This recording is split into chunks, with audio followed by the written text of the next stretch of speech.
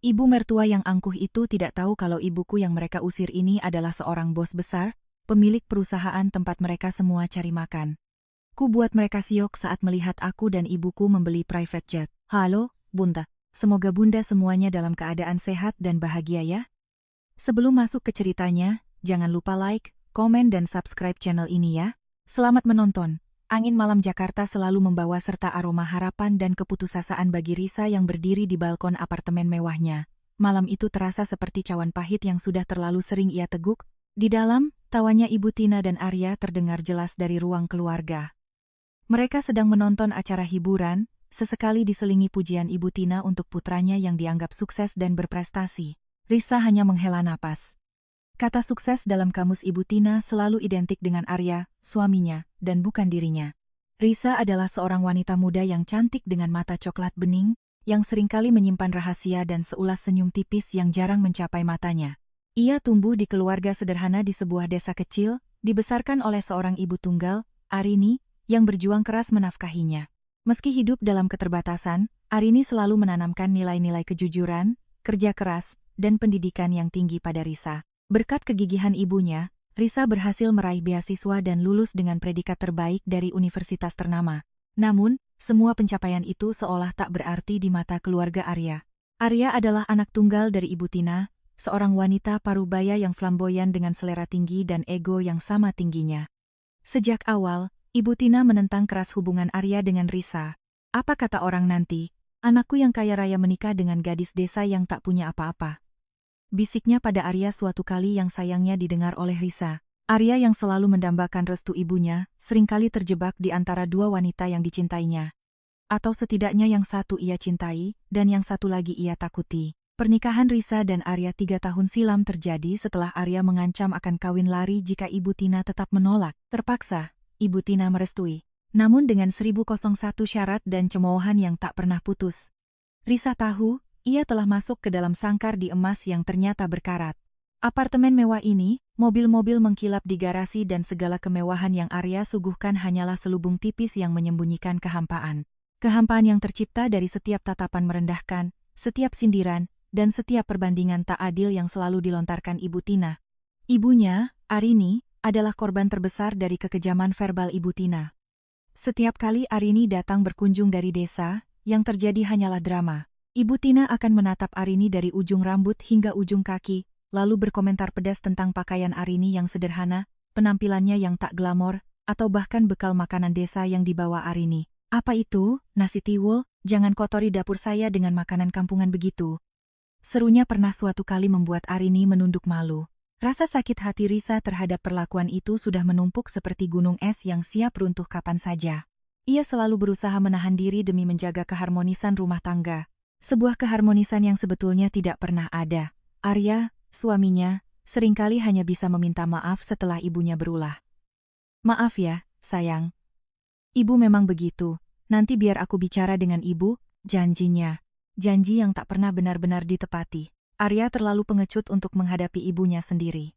Terlalu nyaman dalam bayang-bayang dominasi Ibu Tina. Dan Risa, ia perlahan mulai lelah.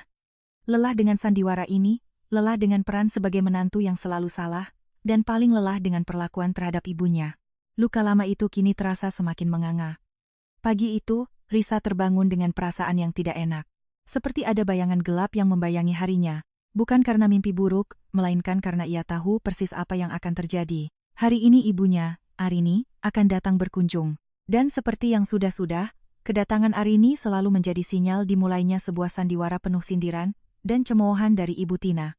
Risa melirik ke sampingnya. Arya masih terlelap, napasnya teratur, wajahnya tampak damai. Seolah tak ada sedikit pun beban atau kekhawatiran yang menguasai dirinya. Terkadang, Risa iri pada ketidakpedulian Arya terhadap segala kekacauan emosi yang terjadi di rumah ini. Seolah ia bisa mematikan saklar perasaannya sesuka hati. Ia beranjak dari tempat tidur, menarik selimut tipis hingga menutupi tubuh Arya, lalu melangkah pelan menuju dapur. Aroma kopi yang baru diseduh dan roti panggang yang mulai keemasan memenuhi ruangan menciptakan suasana hangat yang kontras dengan dinginnya perasaannya. Tak lama kemudian, suara langkah kaki yang anggun terdengar mendekat. Ibu Tina muncul lengkap dengan daster sutra berwarna marun yang mengilap dan masker wajah berwarna hijau muda yang masih menempel di pipinya memancarkan bau herbal yang kuat. Ia duduk di meja makan dengan gaya angkuh memamerkan cincin berlian besar di jari manisnya lalu melirik Risa dengan pandangan menilai dari balik masker wajahnya. Masakanmu lumayan, Risa, sindirnya, suaranya sedikit teredam masker. Tapi, ya, jangan samakan dengan masakan bibi di rumah dulu. Lebih mewah, bahan-bahannya pilihan, dan tentu saja lebih bersih. Risa hanya mengangguk tipis. Tangannya sibuk membalik roti. Ia sudah terlalu sering mendengar kalimat semacam itu. Sebuah mantra yang selalu Ibu Tina ulang untuk mengingatkannya pada statusnya yang rendah. Ia tahu, apapun yang ia lakukan tak akan pernah cukup baik di mata Ibu Tina, tak peduli seberapa keras ia berusaha. Oh, ya. Ibumu datang hari ini kan?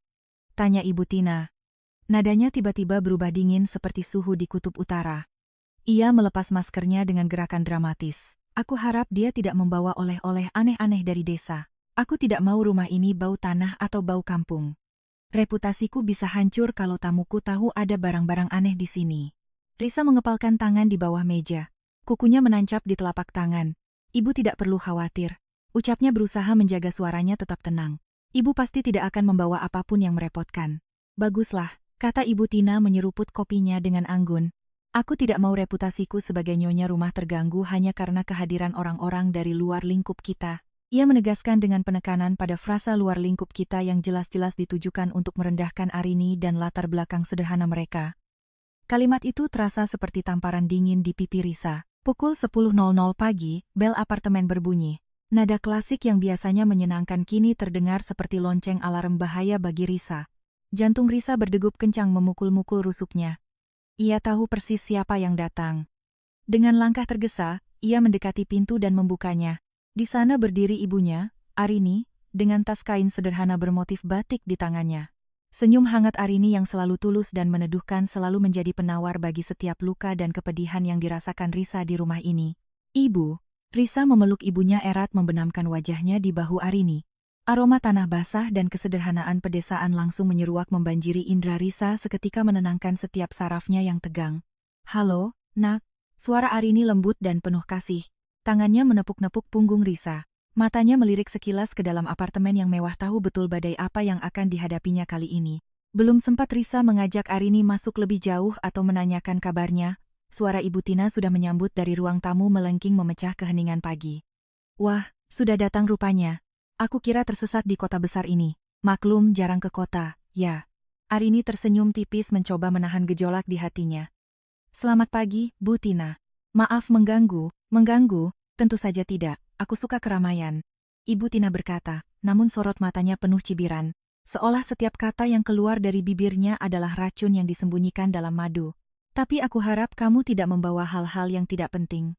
Rumah ini sudah penuh dengan barang-barang berharga. Tidak ada tempat untuk tumpukan barang tidak berguna. Risa melihat Arini menunduk. Matanya sedikit meredup, seolah cahaya di dalamnya perlahan padam. Ia meraih tas kain ibunya. Ini hanya baju ganti, Bu, tidak ada yang lain. Oh, begitu? Aku kira kamu membawa hasil panen dari kebun lagi. Biasanya kan begitu. Kacang, singkong, atau apalah itu. Ibu Tina terkekeh sinis. Lalu menoleh ke Arya yang baru saja keluar dari kamar mandi, rambutnya masih basah. Arya, lihat ibumu datang. Semoga kali ini tidak ada drama lagi. Ya, aku sudah lelah dengan drama-drama receh. Arya tersenyum kaku pada Arini. Sebuah senyum yang tak pernah mencapai matanya. Selamat datang Bu, ucapnya datar. Ia tahu persis bagaimana ibunya akan bersikap dan ia memilih untuk menjadi penonton pasif. Seolah semua ini hanyalah sebuah pertunjukan yang tidak melibatkan dirinya. Skenario klasik ini selalu terulang, seperti film lama yang diputar berulang-ulang tanpa jeda. Arini akan mencoba bersikap ramah dan seramah mungkin, berusaha mencairkan suasana dengan cerita-cerita kecil dari desa.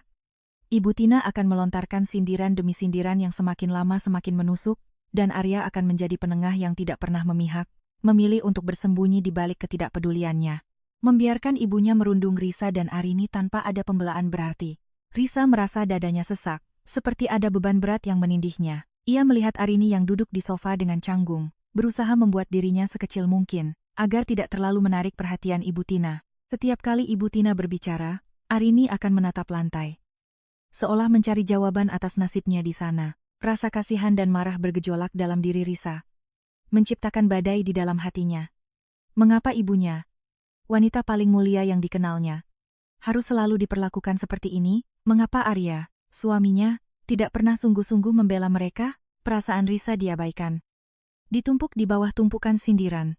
Begitu juga perasaan ibunya, ia tahu ada batas kesabaran, dan batas itu sebentar lagi akan mencapai titik didih. Sebuah keputusan besar harus segera diambil. Setelah makan siang yang canggung dan terasa seperti sesi interogasi, di mana Ibu Tina tak henti-henti mengomentari cara makan Arini yang dianggapnya kurang berkelas. Tidak tahu etiket, bahkan menyindir suara sendok Arini yang beradu dengan piring. Risa akhirnya berhasil menciptakan kesempatan untuk berbicara berdua dengan ibunya. Ia mengajak Arini ke kamar tidur utama mereka, sebuah tempat yang terasa seperti satu-satunya benteng pertahanan dari dominasi Ibu Tina. Jauh dari jangkauan telinga Ibu Tina yang selalu tajam dan mata Arya yang cenderung abai, Arini duduk di tepi ranjang berukuran king size yang empuk. Tatapannya kosong, menerawang jauh keluar jendela apartemen yang memperlihatkan pemandangan kota Jakarta yang gemerlap. Gedung-gedung pencakar langit menjulang tinggi di bawah langit biru yang cerah, lalu lintas padat bergerak seperti semut di bawah sana. Namun, segala kemewahan dan gemerlap itu seolah tak mampu menyentuh kesedihan mendalam yang tergambar jelas di mata ibunya. "Ibu, Risa minta maaf ya atas perlakuan Ibu Tina," ucap Risa lirih. Suaranya tercekat di tenggorokan. Ia berlutut di dekat kaki ibunya, menatap wajah Arini yang tampak lelah. Dengan lembut, ia menggenggam tangan Arini yang keriput namun terasa hangat. Seolah mencoba menyalurkan kekuatannya, Arini tersenyum tipis. Sebuah senyum yang lebih mirip senyuman menahan perih, berusaha menguatkan putrinya. "Tidak apa-apa nak, ibu sudah biasa. Kamu jangan terlalu memikirkannya." Tapi Risa tidak biasa, Bu. Risa tidak bisa menerima ini. Sela Risa, suaranya bergetar menahan tangis. Setiap kali ibu diperlakukan seperti itu, hati Risa sakit. Risa tidak tahan lagi melihat ibu dihina terus-menerus. Ibu datang jauh-jauh dari desa hanya untuk diperlakukan seperti pembantu. Seperti orang asing yang tak diundang. Kenapa ibu harus menanggung semua ini? Kenapa ibu tidak membela diri? Ibu kan juga punya harga diri. Air mata Risa mulai menggenang, membentuk genangan kecil di pelupuk matanya. Arini menghela napas panjang, tatapannya menerawang jauh ke masa lalu. Tangannya membelai rambut Risa dengan sayang. "Nak, ada hal-hal yang tidak bisa ibu ceritakan sepenuhnya padamu sekarang. Ada beban yang ibu pikul sendirian selama ini, tapi percayalah, ini semua demi kebaikan kita. Demi masa depanmu." Risa mengerutkan kening. Firasat buruk mulai merayapi benaknya. "Demi kebaikan apa, Bu? Apa ibu menyembunyikan sesuatu dari Risa? Kenapa ibu tidak mau jujur?" desaknya. Suaranya tercekat oleh rasa penasaran dan takut akan kebenaran. Arini terdiam sejenak, bimbang, seolah sedang menimbang-nimbang kata yang tepat untuk mengungkap sebuah rahasia besar. Lalu, ia menguatkan diri. Menatap mata Risa dengan sorot penuh penyesalan. "Risa, ada sebuah kesepakatan. Sebuah janji yang ibu buat dengan keluarga Arya." Mendengar kata kesepakatan dan janji, Risa merasakan sebuah pukulan telak. Firasat buruknya kini berubah menjadi kenyataan yang menakutkan. "Kesepakatan apa, Bu?" desaknya lagi. Suaranya kini nyaris tak terdengar. Hanya sebuah bisikan. "Dulu, saat kamu kuliah di kota dan ibu harus menanggung biaya yang sangat besar. Ibu sempat terdesak. Ada masalah keuangan yang sangat pelik." "Nak," Arini memulai. Suaranya pelan, bergetar dan penuh kepedihan yang mendalam. "Uang tabungan ibu hampir habis, sementara biaya semestermu terus naik. Ibu sudah mencoba segala cara. Pinjam sana-sini. Tapi tidak ada jalan keluar." Saat itu, Arya, dia mengetahui kesulitan ibu. Dia datang menemui ibu secara diam-diam. Dia bilang, dia akan menanggung semua biaya kuliahmu sampai selesai, sampai kamu wisuda dengan gelar terbaik.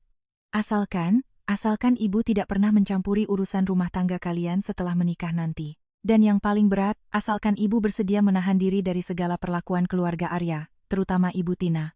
Bahkan jika itu menyakitkan, bahkan jika ibu dihina dan direndahkan, ibu harus diam dan menerimanya. Mata Risa membulat sempurna. Sebuah perasaan campur aduk menyerbu dirinya dengan kekuatan dahsyat. Terkejut, marah, sedih yang tak terhingga, dan rasa bersalah yang menggerogoti.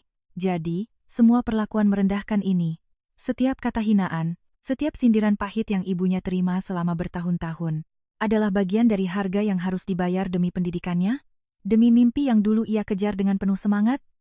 Jadi, ini semua karena Risa? Karena biaya kuliah Risa yang besar? Tanya Risa. Suaranya tercekat, ia tak bisa membayangkan betapa beratnya beban yang ditanggung ibunya. Hatinya remuk redam. Hancur berkeping-keping. Ia merasa seperti putri yang tidak tahu berterima kasih, yang justru menjadi beban berat bagi ibunya, menjerumuskan ibunya ke dalam lingkaran penghinaan ini. Arini buru-buru menggeleng. Air mata mulai mengalir deras di pipinya yang keriput, membentuk jejak di wajahnya yang lelah. Bukan nak, bukan salahmu sama sekali. Jangan pernah berpikir begitu. Ini pilihan ibu, ibu ingin kamu sukses. Ingin kamu meraih cita-citamu. Ingin kamu tidak merasakan kesulitan seperti ibu. Arya hanya memanfaatkan keadaan saat itu. Dia tahu kita butuh, dan dia menggunakan itu sebagai alat tawar. Dan ibu menyetujuinya? Menyetujui untuk diinjak-injak seperti ini? Ibu menyetujui untuk terus-menerus dihina? Risa tak bisa menahan air matanya lagi. Ia membayangkan bagaimana ibunya pasti menderita selama ini. Menelan pil pahit demi kebahagiaan dan masa depan putrinya. Penyakit-penyakit yang sering diderita ibunya belakangan ini. Stres yang terlihat jelas di setiap garis wajahnya. Semua itu kini terasa masuk akal. Itu bukan hanya penyakit fisik, melainkan juga penyakit hati yang tak kunjung sembuh. Ibu tidak punya pilihan lain. Nak, bisik Arini. Tersisa, ibu tidak ingin kamu putus kuliah. Itu satu-satunya jalanmu menuju kehidupan yang lebih baik. Menuju masa depan yang lebih cerah. Risa memeluk ibunya erat-erat. Seolah ingin menyatukan kembali kepingan hati ibunya yang hancur, air mata mereka bercampur, membasahi bahu Risa. Luka lama yang tadinya hanya menganga, kini terasa semakin dalam, berdarah-darah. Meninggalkan bekas yang perih, kesepakatan tersembunyi ini, yang baru ia ketahui, menjelaskan segalanya. Ini menjelaskan mengapa ibunya selalu pasrah, mengapa Arya selalu diam, dan mengapa Ibu Tina begitu leluasa menghina mereka tanpa merasa bersalah. Hati Risa memang remuk, namun di balik rasa sakit yang teramat sangat itu, sebuah bara api mulai menyala. Bara api kemarahan dan tekad yang kuat untuk membalas, bukan hanya demi harga dirinya, tetapi terutama demi kehormatan dan kebahagiaan ibunya, malam harinya. Setelah insiden makan siang yang canggung dan penuh sindiran, suasana di apartemen terasa lebih mencekam dari biasanya. Udara dingin dari pendingin ruangan, seolah tak mampu mengusir aura tegang yang menyelimuti setiap sudut ruangan. Pengakuan Arini siang tadi masih berputar-putar di benak Risa, menciptakan badai emosi yang tak tertahankan. Ia melihat ibunya mencoba tersenyum, berbicara ringan dengan Arya tentang rencana liburan keluarga, seolah tidak terjadi apa-apa. Namun, Risa tahu senyum itu adalah topeng yang rapuh dan di baliknya tersembunyi hati yang terluka parah. Sebuah luka yang kini ikut melukai Risa dengan dalam. Ibu Tina, seolah merasakan ketegangan yang meningkat namun justru menikmatinya, semakin menjadi-jadi. Setelah makan malam yang diliputi keheningan paksa, di mana hanya terdengar suara dentingan sendok dan garpu, mereka berkumpul di ruang keluarga. Arya duduk di sofa, asyik dengan ponselnya, sesekali tertawa kecil melihat video di layarnya, sama sekali tidak peka terhadap atmosfer di sekitarnya. Ibu Tina duduk di kursi single, sibuk membaca majalah mode terbaru. Tiba-tiba, dengan gerakan dramatis yang menarik perhatian, Ibu Tina menggebrak meja kopi yang terbuat dari kaca, membuat cangkir teh porselen di atasnya bergetar dan nyaris tumpah. "Aku sudah tidak tahan lagi," serunya, suaranya melengking tinggi, memecah keheningan malam dan membuat Arya tersentak kaget. Ia mendongak, ponselnya hampir jatuh dari genggamannya. "Aku sudah muak dengan sandiwara ini. Aku muak dengan kehadiran orang ini di rumahku." Ibu Tina menunjuk lurus ke arah Arini dengan jari telunjuknya yang dihiasi cincin berlian besar. Tatapannya penuh penghinaan. Arya akhirnya menyadari ada yang tidak beres. "Ibu, ada apa ini?" tanyanya, suaranya sedikit panik. "Ada apa katamu, Arya?" Ibu Tina berdiri, melangkah mendekati Arini yang kini duduk mematung di sofa. "Wanita ini." Ibu Tina menunjuk Arini lagi, kini dengan tatapan jijik yang tak disembunyikan. "Hanya membuat rumahku terasa sesak. Bau badannya aneh, cara bicaranya kampungan, dan aku yakin dia hanya akan menguras harta kita. Dia hanya numpang hidup di sini. Aku tidak bisa bernapas dengan dia di dekatku. Apakah kamu tidak lihat betapa kotor dan kumalnya dia?" Risa merasakan darahnya mendidih, uap panas seolah keluar dari telinganya. Ia ingin melompat, membela ibunya, meneriaki Ibu Tina. Setiap kata yang keluar dari mulut Ibu Tina terasa seperti pukulan telak. Tapi Arini dengan cepat meraih tangan Risa, mencengkeramnya erat, memberi isyarat agar ia tetap diam. Arini sendiri hanya menunduk dalam-dalam, bibirnya bergetar, berusaha menahan air mata yang sudah menggenang dan siap tumpah. Wajahnya pucat pasi. "Cukup Bu, hentikan ini." Risa akhirnya tak tahan lagi, kesabarannya benar-benar habis. "Kenapa Ibu selalu menghina Ibu Risa? Apa salahnya? Dia hanya ingin mengunjungi putrinya. Salahnya dia ada di sini. Salahnya dia adalah benalu yang hanya ingin memanfaatkan kebaikan Arya. Teriak Ibu Tina, mendekat ke arah Arini hingga nyaris bersentuhan. Kamu tahu, Risa, seharusnya kamu bersyukur punya suami kaya seperti Arya. Jangan sampai ibumu itu merusak nama baik keluarga kita. Atau jangan-jangan dia sudah mengajari kamu hal-hal yang tidak-tidak. Makanya kamu jadi pembangkang begini, menantu yang tidak tahu diuntung. Ibu Tina kemudian berbalik ke arah Arini, wajahnya memerah menahan amarah yang meledak-ledak. Dengar ya, Nyonya, aku sudah muak, sangat muak. Pergi dari rumah ini, sekarang juga. Aku tidak peduli kamu mau kemana, mau tidur di jalanan sekalipun. Jangan pernah menginjakkan kaki di rumah ini lagi. Aku tidak sudi melihat wajahmu yang kumal itu. Kamu hanya aib. Kata-kata itu seperti pisau tajam yang menghujam jantung Risa, menusuk hingga ke tulang. Ia menatap Arya, tatapan matanya penuh permohonan, berharap suaminya akan membela, akan menghentikan kekejaman verbal yang keji ini. Namun, Arya hanya berdiri mematung di samping ibunya, wajahnya pucat pasi, tak berani menatap mata Risa maupun Arini. Ia bahkan tidak mengeluarkan sepatah kata pun, seolah lidahnya keluh, membeku. Keberaniannya menguap begitu saja di hadapan dominasi ibunya yang mutlak. Ia benar-benar pengecut. Arini perlahan bangkit berdiri, tubuhnya gemetar hebat, seolah ia akan roboh kapan saja. Ia menatap Risa dengan tatapan penuh maaf dan kepedihan yang mendalam, lalu mengangguk kecil, seolah berkata, biarkan saja, nak. Dengan langkah gontai, ia berjalan menuju pintu apartemen, memunguti tas kainnya yang tergeletak di lantai dengan tangan bergetar. Ibu. Jangan pergi, Bu. Risa ikut ibu. Risa berteriak, mencoba menahan ibunya, berusaha meraih tangannya. Tapi Ibu Tina mencekal lengan Risa dengan kuat, menghentikan langkahnya. Biarkan saja. Pergi sana, aku sudah tidak mau melihat mukamu lagi. Kalian berdua sama saja, sama-sama pembangkang dan tidak tahu diri. Sama-sama miskin dan menjijikkan. Ibu Tina mendorong punggung Arini hingga nyaris tersandung di ambang pintu, seolah ingin segera menyingkirkannya. Hati Risa hancur berkeping-keping, tak bersisa. Ia melihat ibunya melangkah keluar pintu apartemen. Punggungnya terlihat begitu rapuh dan kecil di balik pintu yang segera ditutup Ibu Tina dengan bantingan keras yang memekakkan telinga. Suara bantingan itu menggema di seluruh apartemen, seperti suara tembakan yang mengakhiri segalanya. Air mata Risa tumpah ruah, membanjiri pipinya, membasahi wajahnya yang kini merah padam karena marah dan sakit hati. Rasa sakit, marah dan kecewa yang memuncak akhirnya meledak, tak terkontrol. Ia menatap Ibu Tina dengan sorot mata penuh kebencian yang belum pernah terlihat sebelumnya. Tatapan itu menusuk lurus ke jantung Ibu Tina, meski wanita itu tampak tak gentar. Ibu, ingat baik-baik, Ibu akan menyesal seumur hidup Ibu. Akan tiba saatnya Ibu berlutut di hadapan kami. Teriak Risa, suaranya parau, serak karena tangis. Ibu Tina tertawa sinis, tawa yang penuh kemenangan dan meremehkan. Menyesal? Untuk apa? Aku justru merasa lega. Sekarang rumah ini bersih dari benalu, kalian tidak akan pernah bisa menyamai kami, ingat itu. Risa menoleh ke arah Arya yang kini akhirnya mendekatinya, mencoba meraih tangannya, wajahnya tampak menyesal, namun terlambat. Sayang, sudah, jangan begini. Ibu memang suka begitu, sabar ya, diam. Arya, jangan sentuh aku. Risa menepis tangan Arya dengan kasar. Tatapan matanya menghujam Arya dengan kekecewaan yang mendalam. Kamu tidak pernah melakukan apa-apa. Kamu melihat ibuku dihina, diusir seperti binatang dan kamu hanya diam saja. Kamu pengecut. Kamu tidak pantas disebut anak, apalagi suami. Aku muak denganmu. Kata-kata Risa menghujam Arya seperti tombak, menusuk tepat di ulu hatinya.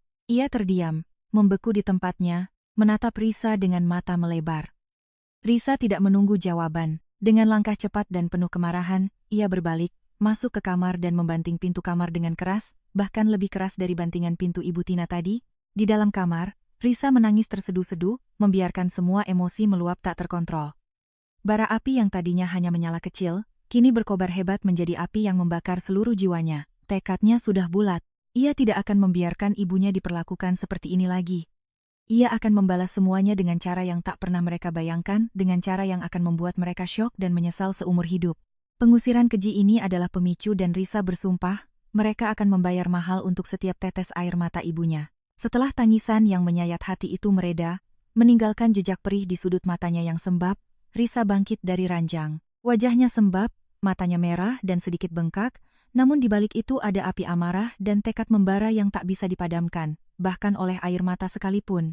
Cukup sudah ia menjadi menantu yang tertindas. Cukup sudah ia diperlakukan seperti bayangan tak berharga di rumah ini. Dan yang paling penting, Cukup sudah ibunya dihina, diusir layaknya sampah yang tak berguna. Kesepakatan yang dibuat Arini dengan Arya, pengorbanan yang begitu besar dan baru ia ketahui, kini menjadi bahan bakar bagi api dendam yang membara di dadanya. Risa bukan lagi gadis desa polos yang penurut, yang mudah diperdaya dan diinjak-injak. Ia adalah wanita yang kini terluka parah, namun luka itu akan menjadi kekuatannya yang tak terduga. Dengan tangan gemetar namun mantap, Risa mengeluarkan koper lamanya yang berwarna coklat pudar dari balik lemari. Koper yang jarang sekali ia gunakan karena sebagian besar pakaiannya kini adalah hadiah-hadiah mahal dari Arya. Dengan gerakan cepat dan tanpa ragu, ia mulai memasukkan beberapa helai pakaian yang paling esensial, dokumen-dokumen penting miliknya, serta laptopnya. Ia tak butuh apa-apa lagi dari rumah ini, dari keluarga ini. Harta yang mereka banggakan, kemewahan yang selalu dipamerkan Ibu Tina, kini terasa menjijikkan di matanya, seperti racun yang manis. Tepat ketika Risa selesai menutup kopernya, ketukan pelan terdengar di pintu kamar. Suara Arya. Risa, sayang, buka pintunya, kita bicara baik-baik, jangan gegabah. Risa tidak menjawab. Ia tahu pembicaraan baik-baik Arya selalu berakhir dengan dirinya yang diminta mengalah, diminta mengerti sikap ibunya yang memang begitu dan diminta untuk bersabar. Kesabarannya sudah habis. Terkikis habis oleh penghinaan demi penghinaan. Setelah selesai berkemas dan hatinya sudah bulat, Risa menarik napas dalam-dalam. Dengan tangan gemetar namun penuh tekad, ia memutar kenop pintu dan membukanya. Arya terkejut melihat koper di tangannya. Wajahnya pucat pasi, matanya melebar tak percaya. Risa, kamu mau kemana? Jangan bercanda, ini sudah malam. Aku tidak bercanda, Arya, kata Risa. Suaranya dingin dan tegas, membuat Arya merinding. Setiap suku kata yang keluar dari mulut Risa terdengar seperti embun beku yang menusuk. Aku pergi. Aku tidak bisa lagi tinggal di tempat di mana ibuku sendiri diusir dan dihina seperti itu. Aku tidak sudi. Tapi Risa, ini kan rumah kita. Rumah yang sudah kubangun untukmu. Kamu mau kemana sendirian? Jangan gegabah, sayang. Ibu Tina tidak bermaksud begitu. Dia cuma emosi sesaat. Nanti aku akan bicara dengannya. Arya mencoba menjelaskan, mencoba meraih tangan Risa. Namun kata-katanya terdengar hampa di telinga Risa. Cukup, Arya. Aku muak dengan pembelaanmu yang tidak berarti itu. Aku muak dengan kata-kata emosi sesaat yang selalu kamu ucapkan. Risa menepis tangan Arya dengan kasar. Kamu tidak pernah membelaku, tidak pernah membela ibuku, kamu hanya diam. Diammu adalah persetujuan atas semua penghinaan itu. Kamu tahu ibuku diusir dan kamu tetap diam. Risa menatapnya lurus, matanya menyala. Aku akan pergi ke tempat di mana aku dan ibuku dihormati. Di mana kami dianggap manusia. Dan kamu, nikmati saja kemewahanmu bersama ibumu yang angkuh itu. Nikmati penderitaan yang kalian ciptakan. Tanpa menunggu jawaban Arya, Risa menarik kopernya dan berjalan cepat menuju pintu keluar apartemen. Arya berusaha menahan, meraih lengannya. Risa, kumohon, jangan lakukan ini. Namun Risa meloloskan diri dari genggamannya dengan kekuatan yang tak Arya duga. Di ambang pintu, Risa menoleh ke belakang. Di sana, Ibu Tina telah muncul dari ruang keluarga. Wajahnya tampak terkejut, sorot matanya antara marah dan tak percaya. Ibu Tina mungkin tidak pernah membayangkan Risa akan berani melakukan ini. Kalian pikir ini adalah akhir, kata Risa. Suaranya pelan namun penuh ancaman. Setiap kata keluar dengan penekanan yang kuat, kalian salah besar. Ini baru permulaan. Kalian akan menyesal. Sangat menyesal. Kalian akan membayar setiap tetes air mata ibuku dan setiap hinaan yang kalian lontarkan. Tunggu saja. Dan dengan itu, Risa melangkah keluar dari ambang pintu, meninggalkan apartemen mewah itu, meninggalkan Arya yang membeku di tempatnya dan Ibu Tina yang kini terdiam, tercengang seolah baru saja disambar petir. Risa menekan tombol lift dan tak lama kemudian, pintu lift terbuka dengan suara mendesir. Risa masuk. Napasnya lega bercampur tegang. Ia tahu ini adalah langkah besar. Langkah yang tak bisa ditarik kembali. Ada perasaan merdeka yang aneh menyelimuti dirinya. Meski ia tak tahu akan kemana. Saat lift meluncur turun dari lantai 25, pikiran Risa kalut. Ia tidak tahu harus pergi kemana. Pulang ke desa akan membuatnya semakin terpukul. Melihat ibunya dalam kondisi sedih. Ia hanya punya sedikit uang tunai dan kartu ATM. Tiba-tiba, ponsel Risa berdering di dalam tasnya. Sebuah nomor tak dikenal muncul di layar. Ia ragu, awalnya ingin mengabaikannya. Namun sebuah dorongan aneh membuatnya akhirnya mengangkat panggilan itu. Halo? Suara Risa serak karena sisa tangis. Suara di ujung sana adalah suara seorang wanita parubaya, terdengar ramah namun juga memiliki aura otoritas dan profesionalisme yang kuat. Selamat malam. Ini Risa, putri dari Ibu Arini Sudibyo. Risa terkejut. Bagaimana wanita ini tahu namanya dan siapa ibunya? Ya, saya sendiri. Ada apa ya? Saya Desi. Saya adalah asisten pribadi Ibu Arini. Beliau meminta saya untuk menghubungi Anda, kata suara itu dengan tenang. Beliau tahu apa yang terjadi tadi. Beliau sudah mendengar semuanya dari tadi. Beliau meminta Anda untuk tidak khawatir dan menunggu di lobi apartemen. Ada hal penting yang perlu beliau bicarakan dengan Anda dan beliau sudah dalam perjalanan menuju lokasi Anda. Risa terdiam. Bingung. Asisten pribadi? Lokasi? Apa maksudnya? Ibunya tidak pernah menyebut punya asisten pribadi. Setahu Risa, ibunya hanya seorang ibu rumah tangga biasa di desa. Sesekali membantu tetangga bertani. Perasaannya campur aduk antara kebingungan yang luar biasa dan secercah harapan yang tak terduga. Apa yang sebenarnya ibunya sembunyikan selama ini? Apakah ini berkaitan dengan rahasia dan kesepakatan yang diceritakan ibunya tadi? Tekadnya semakin bulat. Ia harus mencari tahu. Takdir seolah sedang menunjukkan jalan. Begitu pintu lift terbuka di lobi apartemen yang megah, menampilkan lantai marmer mengilap dan lampu kristal yang berkilauan, Risa langsung mencari sosok ibunya. Namun, yang ia temukan bukanlah Arini yang ia kenal dengan daster sederhana dan tas kain. Di sana, berdiri seorang wanita parubaya berpenampilan sangat rapi dan elegan. Mengenakan setelan blazer biru dongker yang pas di tubuhnya. Dengan rambut ditata modern dan perhiasan minimalis namun berkelas. Wanita itu berdiri di samping seorang pria berseragam pengemudi yang memegang papan nama bertuliskan jelas. Nyonya Arini Sudibyo. Wanita elegan itu tersenyum simpul melihat Risa. Senyumnya hangat namun menyimpan aura profesionalisme yang kuat. Anda pasti Nona Risa, kan? Saya Desi, sapa wanita itu dengan nada profesional namun ramah. Suaranya terdengar merdu dan berwibawa. Ibu Arini sudah menunggu Anda di mobil. Mari ikut saya, Nona. Risa masih terpaku di tempatnya. Menatap Desi dengan pandangan tidak percaya. Menunggu? Tapi, di mobil apa? Otaknya berusaha mencerna semua informasi yang masuk, namun terasa terlalu banyak dan kontradiktif. Desi hanya tersenyum tipis, mengisyaratkan ke arah pintu utama lobi yang terbuat dari kaca tebal. Di luar, terparkir sebuah mobil mewah berwarna hitam mengilap. Sebuah Mercedes-Benz S-Class terbaru yang memantulkan cahaya lampu lobi dengan sempurna. Mobil itu tampak sangat baru dan bersih. Dengan pengemudi lain yang sudah siap siaga di samping pintu belakang. Menunggu untuk membukakannya. Ini jelas bukan mobil taksi biasa, apalagi mobil jemputan online. Ini adalah mobil yang hanya dimiliki oleh orang-orang berpunya. Para eksekutif kelas atas. Jauh dari citra ibunya yang selalu ia kenal. Jauh dari kesederhanaan Arini yang ia yakini selama ini. Mari, Nona. Jangan sampai Ibu Arini menunggu terlalu lama. Desi membimbing Risa dengan gerakan lembut namun tegas. Seolah sudah terbiasa berurusan dengan orang yang terkejut. Risa melangkah keluar lobi. Pikirannya berkecamuk hebat. Mobil mewah, asisten pribadi yang berkelas, dan sekarang ibunya menunggu di dalamnya dengan penampilan yang berbeda? Ini semua tidak masuk akal. Ibunya adalah wanita sederhana dari desa yang bertani kecil-kecilan. Bagaimana mungkin? Dari mana semua ini berasal? Pertanyaan-pertanyaan itu berputar di kepalanya tanpa henti. Saat pintu belakang mobil terbuka dengan suara klik yang halus, Risa melihat ibunya duduk di dalam. Mengenakan pakaian yang sama sekali berbeda dari yang terakhir ia lihat beberapa jam lalu. Arini kini mengenakan setelan blus sutra berwarna emerald green yang elegan dan celana bahan berwarna senada. Rambutnya ditata rapi dalam sanggul modern, dan ada sedikit polesan riasan tipis. Lipstik merah muda dan eyeliner tipis di wajahnya yang membuat Arini terlihat jauh lebih muda. Lebih segar, dan memancarkan aura berwibawa yang belum pernah Risa lihat sebelumnya. Bukan lagi Arini yang kumal dan ringkih seperti yang dihina Ibu Tina tadi.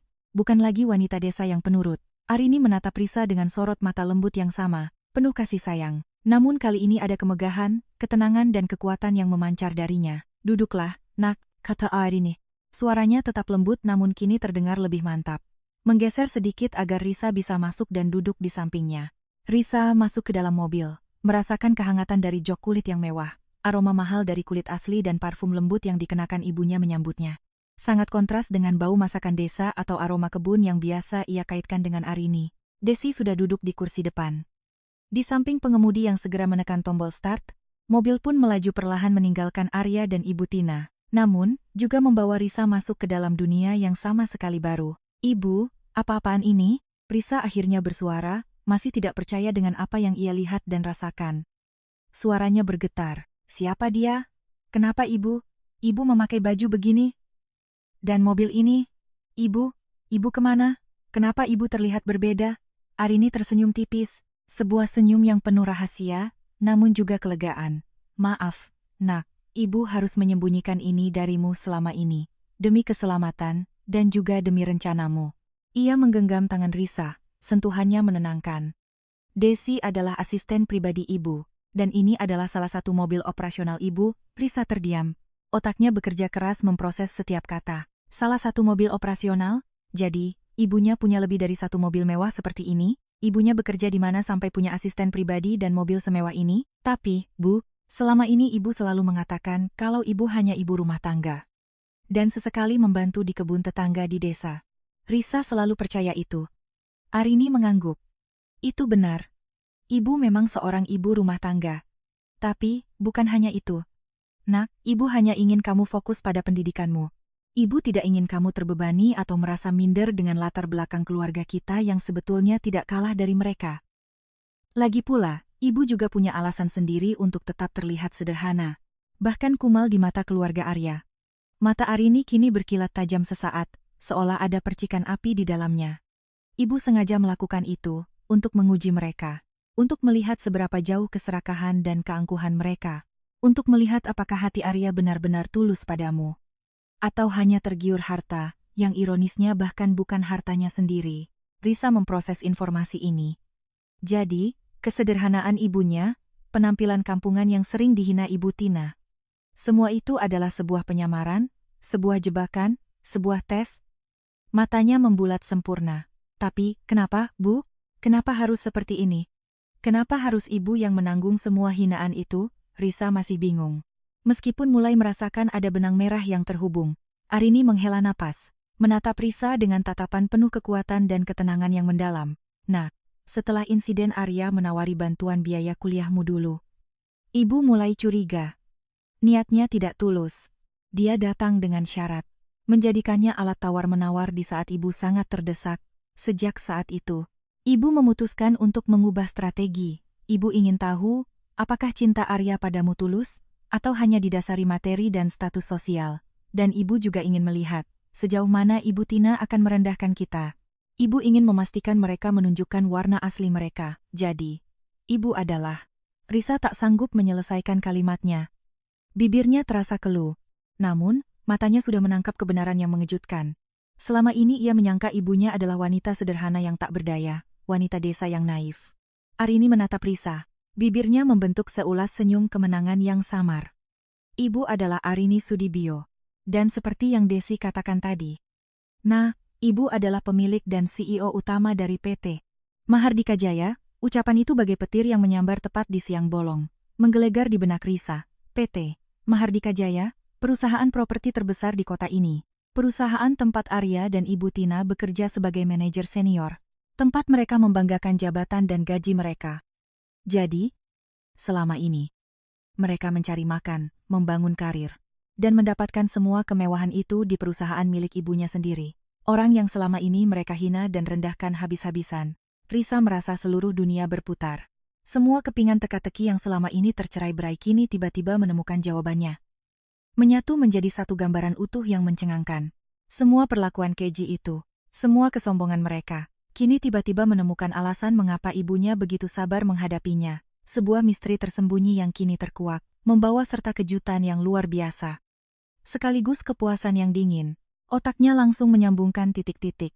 Pantas saja Ibu Tina begitu percaya diri dengan jabatan dan posisi mereka di perusahaan itu.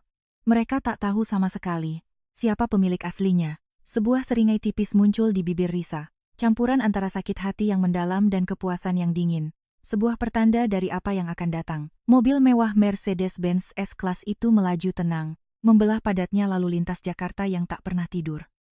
Lampu-lampu kota berkelebat di luar jendela, menciptakan kilauan yang kontras dengan suasana syok dan emosi di dalam kabin. Risa masih tergugu di samping ibunya, mencoba mencerna setiap fakta yang baru saja terkuak. Ibunya, Arini, yang selama ini ia kira hanya seorang ibu rumah tangga sederhana, seorang wanita desa yang polos, ternyata adalah bos besar, pemilik dan CEO dari PT Mahardika Jaya. Perusahaan properti raksasa tempat Arya dan Ibu Tina selama ini mencari makan, menggantungkan hidup, dan membangun kemewahan palsu mereka. Kepala Risa terasa pusing berputar, antara syok yang tak terkira, marah yang membakar. dan juga secercah kelegaan yang aneh. Ini semua terlalu gila. Terlalu fantastis. Untuk menjadi kenyataan. Ibu, Risa tidak mengerti. Bagaimana bisa? Kenapa ibu menyembunyikan semua ini? Kenapa ibu rela dihina dan dipermalukan begitu rupa selama ini? Risa akhirnya memecah keheningan yang panjang. Suaranya masih bergetar, tercekak di tenggorokan. Arini menghela napas panjang, menatap putrinya dengan sorot mata yang kini penuh kebijaksanaan, ketenangan, dan kekuatan yang mendalam. Jelas sekali bahwa Arini adalah seorang wanita dengan pengalaman hidup yang luar biasa. Nah, hidup ini penuh sandiwara, penuh skenario yang tak terduga. Terkadang, kita harus memainkan peran yang tidak kita inginkan. Memakai topeng. Demi sebuah tujuan yang jauh lebih besar, ia berhenti sejenak. Memalingkan pandangan keluar jendela. Menatap gedung-gedung tinggi yang berjejer. Setelah ayahmu meninggal belasan tahun yang lalu. Ibu memang sempat terpuruk, kehilangan arah. Tapi, ibu punya warisan kecil dari almarhum kakekmu. Yang entah mengapa ibu putuskan untuk investasikan di bidang properti. Saat itu, Jakarta sedang gencar-gencarnya pembangunan. Ibu melihat peluang emas. Ibu belajar keras, jatuh bangun, bertemu banyak orang, perlahan. Satu persatu proyek ibu berhasil. Ibu membangun perusahaan ini dari nol, dari keringat dan air mata, dari setiap tetes darah dan pengorbanan. Risa mendengarkan dengan takyub. Tak bisa berkata-kata, ia tidak tahu sama sekali sisi kehidupan ibunya yang ini. Selama ini, yang ia tahu hanyalah seorang ibu yang berjuang mati-matian agar dirinya bisa sekolah. Ibu sengaja tidak memberitahumu. Juga kepada siapapun di desa. Ibu tidak ingin kamu terbebani dengan tanggung jawab ini, atau ada orang lain yang memanfaatkan kita karena tahu kita punya harta. Ibu ingin kamu fokus belajar, menjadi wanita mandiri dengan ilmumu, dengan kecerdasanmu. Bukan hanya karena harta orang tua. Arini menjelaskan. Menoleh kembali pada Risa. Sorot matanya tegas. Dan tentang keluarga Arya. Seperti yang ibu ceritakan tadi. Niat Arya saat menawarkan bantuan untuk biaya kuliahmu itu sudah tidak tulus. Dia tahu ibu sedang kesulitan, dan dia menjadikannya alat. Itu adalah momen titik balik bagi ibu. Sejak saat itu, ibu memutuskan untuk mengubah strategi. Ibu ingin tahu, apakah cinta Arya padamu tulus, atau hanya didasari materi. Dan ibu juga ingin melihat, sejauh mana Ibu Tina akan merendahkan kita. Apakah mereka akan terus menginjak-injak kita? Tapi, ibu, diusir seperti tadi, diperlakukan seperti pengemis. Suara Risa tercekak. Bayangan Ibu Tina mendorong ibunya masih sangat jelas dan menyakitkan di benaknya. Itu adalah puncaknya. Nak, batas kesabaran ibu sudah habis. Dan mereka sudah melewati batas itu, kata Arini. Rahangnya mengeras. Ekspresinya berubah dingin. Ibu ingin melihat sejauh mana mereka bisa bersikap. Dan mereka sudah menunjukkan wujud asli mereka. Keserakahan. Keangkuhan. Dan penghinaan yang tak berdasar. Mereka tidak tahu siapa yang mereka hadapi. Mobil itu akhirnya berhenti di depan sebuah gerbang besar yang terbuat dari besi tempaan artistik. Dijaga ketat oleh dua petugas keamanan berseragam. Begitu gerbang terbuka secara otomatis, terlihat sebuah rumah bergaya modern minimalis yang megah. Dengan arsitektur yang elegan, pencahayaan yang hangat, taman luas yang terawat sempurna, dan kolam renang yang biru jernih di halaman belakang. Ini bukan lagi apartemen mewah, melainkan sebuah mansion. Kita akan tinggal di sini sementara, Nak. Kata Arini, mengulas senyum kecil. Ini salah satu properti ibu. Kita akan memulai hidup baru dari sini, dengan babak yang berbeda. Begitu masuk ke dalam mansion, Risa disambut oleh beberapa staf rumah tangga. Seorang kepala pelayan yang ramah, beberapa asisten rumah tangga, dan seorang koki, yang semuanya membungkuk hormat kepada Arini. Risa merasa seperti masuk ke dunia yang sama sekali berbeda. Dunia yang selama ini tak pernah ia bayangkan ada dalam genggaman ibunya. Mereka menuju ke sebuah ruang kerja yang luas dan modern, dengan dinding kaca yang menghadap ke taman. Meja kerja besar terbuat dari kayu solid, dilengkapi dengan komputer iMac terbaru dan berbagai perangkat canggih. Arini duduk di kursi kebesarannya, lalu menunjuk kursi di depannya agar Risa duduk. Risa, ibu tahu kamu terluka. Ibu juga, tapi sekarang bukan waktunya untuk larut dalam kesedihan atau dendam buta. Ini waktunya untuk bertindak, dengan kepala dingin dan strategi yang matang. Arini memulai, suaranya tenang namun penuh otoritas. Arini mengambil sebuah tablet tipis dari meja kerjanya. Layarnya menyala menampilkan antarmuka yang kompleks. Selama ini, Arya dan Ibu Tina bekerja di perusahaanku. Arya sebagai manajer pemasaran dan Ibu Tina sebagai manajer keuangan. Mereka pikir mereka sangat berjasa. Mereka tidak tahu bahwa setiap laporan yang mereka berikan, setiap proyek yang mereka tangani, setiap transaksi keuangan yang mereka setujui, semuanya berakhir di meja ibu. Dan ibu tahu setiap detailnya. Risa terdiam. Hatinya campur aduk. Ada rasa sakit, namun juga kekaguman pada kekuatan dan kecerdasan ibunya. Lalu, apa yang akan kita lakukan, Bu? Apa rencana ibu? Arini tersenyum tipis. Sebuah senyum yang kini terlihat lebih licik dan penuh perhitungan dari biasanya. Kita akan membuat mereka menyesal. Bukan dengan amarah yang meledak-ledak, Nak, tapi dengan kekuatan. Kekuatan yang selama ini mereka remehkan. Kekuatan yang mereka injak-injak. Arini menekan beberapa tombol di tabletnya, menampilkan struktur organisasi perusahaan PT Mahardika Jaya yang rumit di layar besar di dinding. Besok, kita akan mulai. Ibu akan kembali memegang kendali penuh di kantor, secara terang-terangan. Semua orang akan tahu siapa pemilik sebenarnya. Arini menatap Risa dengan sorot mata penuh makna. Dan kamu, Risa, ibu punya peran khusus untukmu. Aku? Risa menunjuk dirinya sendiri, bingung. Meskipun ada secercah harapan yang mulai tumbuh di hatinya. Ya, kamu. Kamu akan belajar langsung dari ibu. Kamu akan menjadi asisten pribadi ibu, mempelajari setiap detail bisnis ini, setiap seluk-beluk perusahaan ini. Kamu akan melihat dengan mata kepalamu sendiri bagaimana mereka bekerja. Bagaimana mereka hidup dalam kemewahan yang sebenarnya adalah milik kita, darah daging kita. Arini menatap mata Risa lekat-lekat. Sebuah janji tersirat terucap tanpa kata. Mereka akan terkejut melihat kita, Nak. Mereka akan syok. Dan kita akan menikmati setiap detiknya. Setiap reaksi mereka. Setiap penyesalan yang terlihat di wajah mereka. Ini adalah balas dendam kita. Balas dendam yang elegan, cerdas, mematikan, dan tak akan mereka lupakan seumur hidup. Bara api di dada Risa kini berubah menjadi kobaran api yang membakar seluruh tujuannya. Rasa sakit itu belum hilang sepenuhnya, tapi kini ia memiliki tujuan yang jelas. Sebuah rencana balas dendam yang tersusun rapi. Sebuah babak baru dalam hidupnya. Ia akan membuat Arya dan Ibu Tina berlutut, menyaksikan dengan mata kepala mereka sendiri, bahwa wanita yang selama ini mereka hina dan usir, adalah bos besar, pemilik perusahaan tempat mereka semua cari makan, dan bahwa Risa, yang mereka anggap menantu tak berguna, wanita desa tanpa kelas, akan menjadi tangan kanan sang bos, sang pemilik perusahaan, wanita yang tak kalah berkuasa dari ibunya. Pagi hari itu, Jakarta diselimuti kabut tipis yang perlahan menyingkir diterpa cahaya matahari. Namun bagi Risa, udara terasa lebih cerah, penuh harapan, dan dipenuhi aroma kemenangan yang samar. Ia mengenakan setelan blazer dan rok pensil berwarna abu-abu gelap, bahan wool berkualitas tinggi yang jatuh sempurna di tubuhnya, dipadukan dengan blus putih bersih dari sutra, dan sepatu hak tinggi stiletto berwarna hitam mengilat. Rambutnya ditata rapi dalam sanggul modern yang elegan, dan wajahnya dipoles riasan tipis namun presisi. Lipstik nude dan eyeliner tipis yang menegaskan sorot matanya yang kini penuh tekad. Risa berdiri di depan cermin besar di kamar barunya, menatap pantulan dirinya. Ini bukan lagi Risa yang dulu, yang selalu menunduk, merasa minder, dan membiarkan diri diinjak-injak. Ini adalah Risa yang baru. Risa yang kuat, yang siap menghadapi apapun. Bahkan neraka sekalipun. Arini, yang kini tampil sepenuhnya sebagai seorang CEO yang berkuasa, mengenakan setelan kutur berwarna krem yang mewah, perhiasan mutiara asli yang memancarkan kilau lembut di lehernya, dan jam tangan branded di pergelangan tangannya, tersenyum bangga melihat putrinya. Senyumnya begitu menenangkan sekaligus mengisyaratkan sebuah rencana besar. "Kamu siap, Nak?" tanyanya. Suaranya tenang namun penuh keyakinan. Sebuah suara yang dulu hanya Risa dengar saat ibunya memberikan nasihat bijak. "Siap, Bu." "Sangat siap," jawab Risa.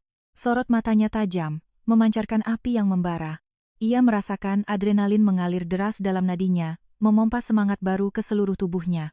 Mereka berdua menaiki mobil Mercedes-Benz S-Class hitam yang sama, yang kini menjadi simbol kebangkitan mereka. Desi duduk di kursi depan, di samping pengemudi, siap dengan tablet dan ponselnya, mengkoordinasikan jadwal Arini yang padat. Perjalanan menuju kantor PT Mahardika Jaya terasa singkat, meskipun jalanan Jakarta macet seperti biasa. Bagi Risa, setiap detiknya dipenuhi antisipasi yang mendebarkan. Ia membayangkan reaksi Ibu Tina dan Arya, bagaimana ekspresi mereka saat melihatnya dan ibunya datang ke kantor, bukan sebagai pengunjung yang diusir dan dihina, melainkan sebagai pemilik dan calon penerus kerajaan bisnis mereka sendiri. Begitu mobil berhenti di lobi utama gedung PT Mahardika Jaya yang menjulang tinggi, dengan fasad kaca modern dan plang nama perusahaan yang elegan, para staf keamanan dan resepsionis yang berjaga di balik meja marmer langsung memberi hormat dengan sigap. Risa melihat beberapa karyawan di area lobi menoleh, saling berbisik, menyadari kehadiran Arini Sudibyo yang memang jarang sekali terlihat secara langsung di kantor. Di mata mereka, Arini adalah sosok misterius yang sangat dihormati.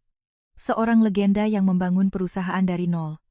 Arini melangkah masuk dengan anggun. Langkahnya mantap dan penuh percaya diri, diikuti oleh Risa dan Desi yang cekatan. Suasana lobi yang ramai dengan aktivitas para karyawan tiba-tiba hening, seperti adegan dalam film yang tiba-tiba dipause. Semua mata, tanpa terkecuali, tertuju pada Arini dan Risa. Ada tatapan kagum, rasa ingin tahu yang besar, dan juga sedikit kebingungan dari wajah-wajah yang mencoba mengenali sosok Risa di samping sang CEO. Mereka tahu siapa Arini, sang pemilik, namun jarang sekali melihatnya langsung. Dan kini, ada seorang wanita muda di sampingnya yang terlihat sangat mirip dengannya, memancarkan aura yang sama kuatnya. Mereka berjalan lurus menuju lift pribadi yang hanya bisa diakses oleh jajaran direksi dan CEO. Sebuah lift eksklusif yang memisahkan mereka dari keramaian karyawan. Begitu pintu lift terbuka di lantai eksekutif. Lantai yang berisi kantor-kantor manajer senior, termasuk Arya dan Ibu Tina. Risa merasakan jantungnya berdebar lebih kencang. Seolah gendang perang sedang ditabuh, ia tahu, Arya dan Ibu Tina pasti sudah berada di kantor mereka. Sibuk dengan pekerjaan yang sebenarnya adalah roda penggerak kerajaan ibunya. Saat Risa dan Arini melangkah keluar dari lift, langkah mereka mantap dan penuh percaya diri. Seolah setiap jejak kaki, mereka meninggalkan pesan. Kami telah kembali, dan kami adalah penguasa. Beberapa karyawan senior yang berpapasan langsung membungkuk hormat. Terlihat sedikit terkejut dengan kehadiran Arini yang mendadak. Risa melihat senyum tipis di bibir ibunya, senyum kemenangan yang tak terlihat oleh orang lain. Sebuah senyum yang mengatakan, ini saatnya. Lalu, di ujung koridor yang luas dan berkarpet tebal, terlihat Arya keluar dari ruangannya, sedang berbicara di telepon dengan mimik serius. Ia membalikkan badan untuk berjalan ke pantry, dan pandangannya langsung terpaku pada sosok Arini yang berdiri gagah di ujung koridor. Matanya membulat sempurna. Pupilnya melebar karena terkejut. Ponsel di tangannya nyaris jatuh. Ia kehilangan keseimbangan sejenak. Wajahnya Arya tampak pucat pasi. Seperti baru saja melihat hantu. Ia jelas tidak menyangka ibunya Risa akan berada di sini, di kantornya. Dengan penampilan seperti itu, pertanyaan besar menggantung di benaknya. Tak lama kemudian, Ibu Tina juga muncul dari ruangannya, membawa beberapa dokumen dan sebuah cangkir kopi. Matanya yang tajam dan selalu meneliti setiap detail, menyapu koridor dan langsung menangkap kehadiran Arini dan Risa.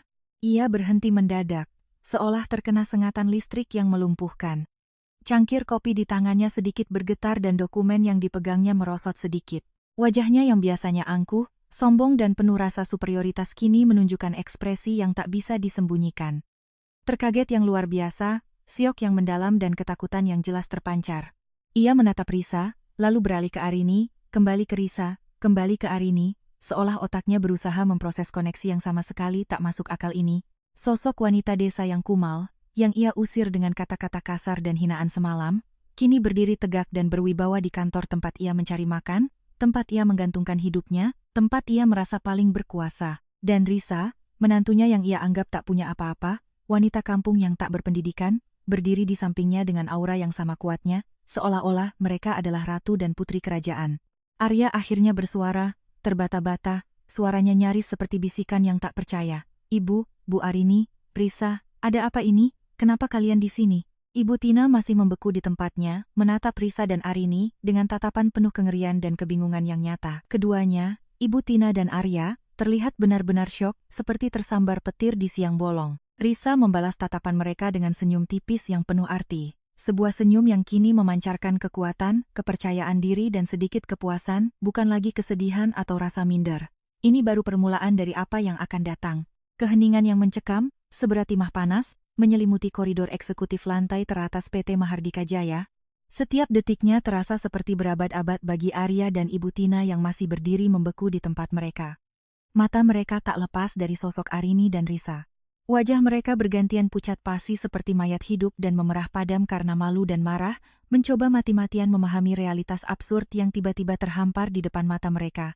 Di sisi lain, Arini justru mengulas senyum tipis.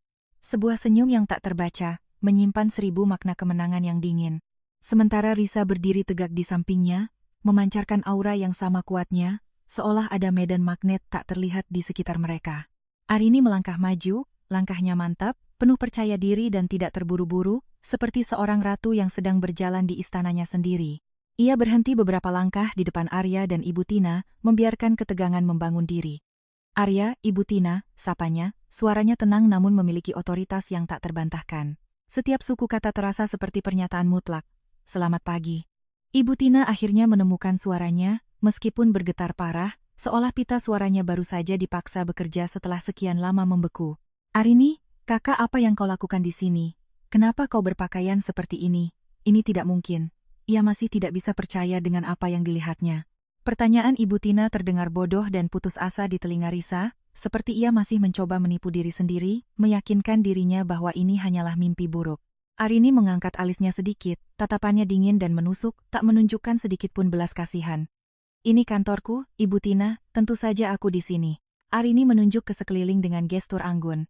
Dan mengenai penampilanku, apakah ada masalah dengan itu, Arya? Ia menoleh ke arah Arya yang sejak tadi hanya bisa melongo. Arya tergagap, menelan ludah dengan susah payah. Tidak, Bu Arini, tentu saja tidak. Kami hanya tidak menyangka ibu akan berkunjung sepagi ini. Kami kira ibu masih di desa. Ia mencoba mencari alasan, berusaha menyembunyikan keterkejutannya yang luar biasa, dan rasa takut yang mulai merayapi dirinya. Berkunjung, Arini terkekeh pelan. Tawa itu hampa dan dingin, namun tak mencapai matanya. Aku tidak berkunjung. Arya, aku pulang. Arini kemudian berbalik menghadap semua karyawan yang kini diam-diam mengamati dari kejauhan, pura-pura sibuk namun telinga mereka terpancang tajam. Beberapa dari mereka bahkan mencoba mencuri dengar setiap kata yang diucapkan. Perhatian semuanya. Suara Arini sedikit meninggi, cukup untuk memecah kesunyian tegang di koridor dan menarik perhatian lebih banyak lagi. Seketika, semua mata tertuju padanya. Arya dan Ibu Tina terlihat semakin tegang, seperti seutas tali yang ditarik hingga hampir putus. Keringat dingin mulai membasahi pelipis Arya. Mulai hari ini, saya, Arini Sudibyo, sebagai CEO dan pemilik PT Mahardika Jaya, akan kembali aktif memimpin perusahaan secara penuh. Saya akan berkantor di sini setiap hari, mengawasi setiap operasional dan strategi perusahaan ini. Arini mengumumkan dengan tegas, suaranya menggelegar penuh otoritas. Dan saya juga ingin memperkenalkan kepada kalian, tangan kanan saya yang baru dan juga direktur operasional kita, yang akan datang. Arini mengulurkan tangannya ke arah Risa, mengisyaratkan Risa untuk melangkah maju. Risa melangkah maju dengan mantap, berdiri sejajar dengan ibunya, kepalanya tegak. Ia menatap lurus ke depan, ke arah Arya dan Ibu Tina yang kini tampak seperti patung hidup membeku di tempatnya. Seluruh darah seolah mengering dari wajah mereka. Perkenalkan, ini putri saya, Risa Arini. Dia akan menjadi asisten pribadi saya terhitung mulai hari ini dan dalam waktu dekat, dia akan menduduki posisi sebagai direktur operasional perusahaan ini. Kata Arini dengan bangga, sorot matanya tertuju langsung pada Arya dan Ibu Tina, seolah ingin melihat reaksi mereka secara langsung, menikmati setiap kepingan keterkejutan yang terpancar. Kata-kata Arini bagai palu godam yang menghantam kepala Arya dan Ibu Tina. Wajah Ibu Tina memucat pasi, bibirnya bergetar hebat. Ia terlihat seperti baru saja melihat neraka di siang bolong, atau setidaknya semua mimpi buruknya menjadi kenyataan. Arya terhuyung mundur selangkah, matanya melebar tak percaya, mencoba mencerna fakta bahwa Risa, istrinya yang selama ini ia anggap tak berdaya, tidak punya pendidikan dan tak punya apa-apa, kini adalah bagian dari jajaran direksi, bahkan calon direktur operasional di perusahaan yang selama ini ia banggakan, perusahaan yang ia klaim sebagai miliknya, padahal itu milik Ibu Risa, orang yang selama ini ia biarkan dihina. Rasa malu dan penyesalan mulai merayapi benaknya. Beberapa karyawan berbisik-bisik, namun sebagian besar menatap Risa dengan tatapan hormat, rasa ingin tahu dan sedikit kekaguman. Mereka tahu siapa Arini Sudibyo yang legendaris itu. Mereka juga tahu Risa adalah menantu Arya. Tetapi mereka tidak pernah tahu hubungan mereka begitu dalam, apalagi sampai menjadi pewaris dan menduduki posisi sepenting itu. Suasana di koridor berubah total, dari hening menjadi bisikan-bisikan takjub. Arini kemudian mengalihkan perhatiannya dari Arya dan Ibu Tina, seolah mereka tak lagi penting. Desi, panggilnya, tolong atur rapat direksi dan semua kepala departemen dalam 1 jam ke depan di ruang rapat utama. Pastikan semua jadwal dikosongkan. Ada beberapa pengumuman penting yang harus saya sampaikan dan juga pengenalan resmi posisi baru Nona Risa.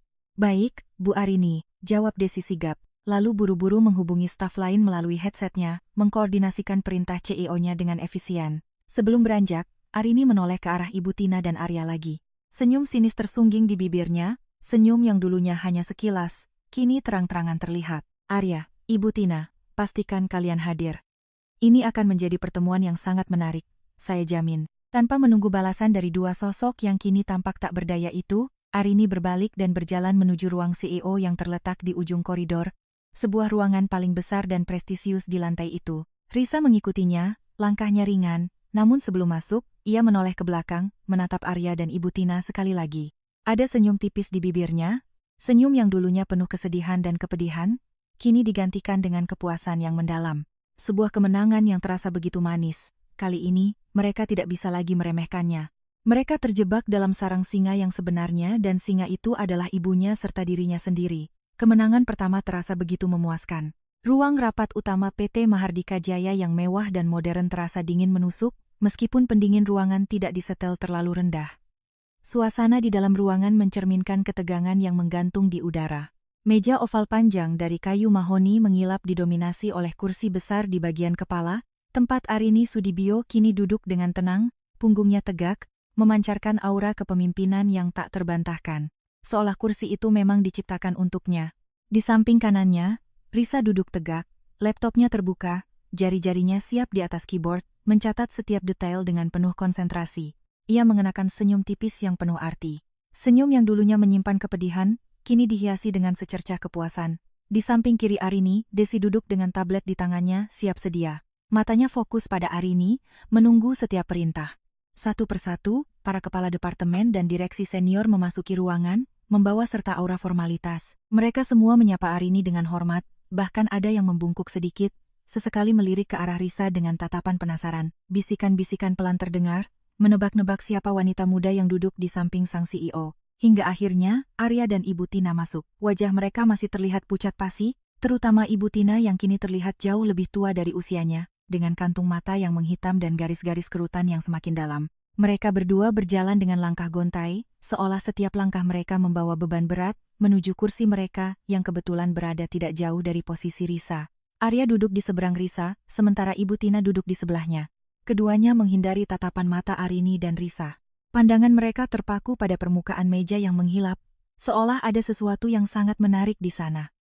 Arini membuka rapat dengan senyum tipis, namun matanya memancarkan ketegasan yang tak terbantahkan. Selamat pagi Bapak dan Ibu sekalian. Terima kasih sudah meluangkan waktu untuk rapat darurat ini. Suaranya tenang, namun memiliki resonansi yang mengisi seluruh ruangan. Seperti yang sudah saya umumkan tadi pagi di lobi, mulai hari ini saya akan kembali aktif memimpin perusahaan secara penuh sebagai CEO. Saya akan mengawasi langsung setiap operasional dan strategi perusahaan. Para direksi dan kepala departemen mengangguk, beberapa berbisik pelan, namun tidak ada yang berani menyela atau menunjukkan ketidaksetujuan. Arya dan Ibu Tina hanya menunduk semakin dalam, seolah ada magnet kuat yang menarik kepala mereka ke bawah, berusaha menyembunyikan diri dari tatapan Arini. Dan saya juga ingin mengumumkan penunjukan posisi baru yang sangat strategis dalam struktur organisasi kita. Lanjut Arini, suaranya sedikit mengeras, matanya kini tertuju langsung pada Ibu Tina dan Arya, seolah sengaja ingin melihat reaksi mereka. Mulai hari ini, Nona Risa Arini akan secara resmi menjabat sebagai asisten pribadi CEO dan juga akan menjalani pelatihan intensif untuk segera menduduki posisi sebagai Direktur Operasional PT Mahardika Jaya. Wajah Ibu Tina semakin memucat, jika itu mungkin. Ia menggigit bibir bawahnya kuat-kuat, seolah berusaha menahan ledakan emosi atau teriakan frustrasi. Tangannya mengepal erat di bawah meja. Arya melirik Risa dengan mata melebar, lalu dengan cepat mengalihkan pandangannya, seolah Risa adalah pantulan cermin yang membuatnya malu. Terlihat jelas ada rasa malu, tak percaya, dan sedikit kemarahan yang tersimpan di wajahnya. Beberapa direksi lain saling pandang, tampak terkejut namun tak berani berkomentar. Ini adalah pengangkatan posisi yang sangat tinggi dan mendadak untuk seseorang yang baru masuk ke dalam jajaran manajemen puncak. Saya tahu keputusan ini mungkin mengejutkan bagi sebagian dari Anda. Arini melanjutkan, suaranya kini lebih tegas dan jelas, seolah sengaja ditujukan kepada Arya dan Ibu Tina yang terus menunduk. Nona Risa mungkin masih baru di jajaran eksekutif, namun ia memiliki kapabilitas dan potensi yang sangat besar. Beliau adalah lulusan terbaik dengan nilai sempurna di bidang manajemen bisnis dari universitas ternama dan memiliki pemahaman yang luar biasa terhadap operasional perusahaan ini, bahkan melebihi beberapa karyawan lama sekalipun, karena ia telah secara diam-diam mempelajari setiap seluk-beluknya. Arini berhenti sejenak, tatapannya menyapu seluruh ruangan, memastikan semua orang mendengar pesannya. Dan yang terpenting, beliau adalah orang kepercayaan penuh saya, yang saya tunjuk langsung untuk membantu membawa perusahaan ini ke tingkat berikutnya. Arya dan Ibu Tina semakin gelisah di tempat duduk mereka. Pujian Arini terhadap Risa, ditambah penekanan pada kapabilitas, pemahaman, dan lulusan terbaik yang secara implisit menyindir mereka yang sering meremehkan Risa, terasa seperti cambuk yang menghantam harga diri mereka. Mereka tahu benar. Mereka sering meremehkan kecerdasan Risa, menganggapnya hanya lulusan biasa yang beruntung mendapatkan Arya. Baiklah, kita akan langsung membahas beberapa agenda penting yang tidak bisa ditunda. Arini beralih ke agenda utama rapat. Ia menekan tombol pada remote di tangannya dan sebuah proyeksi data mulai muncul di layar lebar di dinding. Itu adalah data kinerja perusahaan yang mengejutkan, menunjukkan adanya ketidakberesan dan anomali dalam beberapa laporan keuangan dan proyek yang ditangani. Arini menyebutkan angka-angka kerugian yang signifikan pada proyek-proyek tertentu yang seharusnya menghasilkan keuntungan besar. Terutama pada proyek perumahan Green Valley Residence dan City View Tower, kata Arini, matanya menatap tajam langsung ke arah Ibu Tina, sang manajer keuangan. Sorot mata Arini mengunci Ibu Tina, seolah menginterogasinya. Laporan yang saya terima menunjukkan profitabilitas yang sangat rendah, bahkan kerugian. Padahal potensi pasarnya sangat besar, dan kita sudah menginvestasikan dana yang tidak sedikit. Saya ingin penjelasan rinci mengenai hal ini, Ibu Tina. Sepertinya ada beberapa ketidaksesuaian angka di sini. Ibu Tina tersentak, badannya sedikit melompat. Wajahnya kini benar-benar merah padam, bukan lagi pucat. Ia mulai gagap, bibirnya bergetar, mencari-cari kata. Itu karena biaya operasional yang sangat tinggi, Bu Arini, dan juga fluktuasi pasar yang tidak bisa diprediksi, harga material yang naik tiba-tiba. Biaya operasional tinggi, fluktuasi pasar. Arini menyeringai dingin, tawa sinis tanpa suara.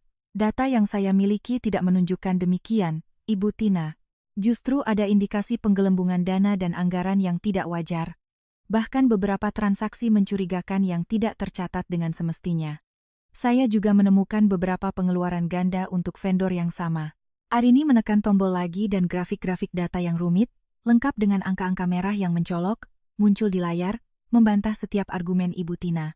Ruangan mendadak hening total. Semua mata tertuju pada Ibu Tina yang kini tampak seperti ikan kehabisan napas, terperangkap dalam jaring. Keringat dingin mulai menetes di pelipisnya. Arya di sampingnya juga ikut menunduk, takut akan imbasnya, sadar bahwa mereka kini berada di ujung tanduk. Risa hanya mengamati, melihat wajah Arya dan Ibu Tina yang memucat, berganti merah karena malu, lalu kembali pucat karena takut. Permainan ini baru saja dimulai dan Arini, sang bos besar, sedang menunjukkan taringnya, satu persatu, dengan sangat perlahan dan menyakitkan. Rapat darurat itu berakhir dengan suasana tegang yang mencekik, meninggalkan jejak ketidaknyamanan di setiap sudut ruang rapat.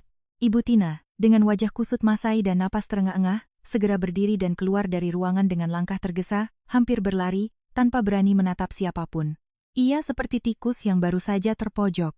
Arya mengikutinya, berusaha menyamai langkah ibunya, sesekali melirik Risa dengan tatapan penuh tanda tanya, kebingungan, dan sedikit rasa bersalah. Seolah ingin mencari tahu seberapa banyak Risa tahu dan apa yang akan mereka lakukan selanjutnya. Namun, Risa hanya membalasnya dengan senyum tipis yang dingin dan tak terbaca. Senyum yang dulunya menghiasi wajah yang sedih, kini penuh dengan keyakinan, membuat Arya semakin gelisah dan ketakutan. Sejak hari itu, Arini dan Risa mulai bekerja secara maraton, seperti dua jenderal yang sedang merencanakan strategi perang.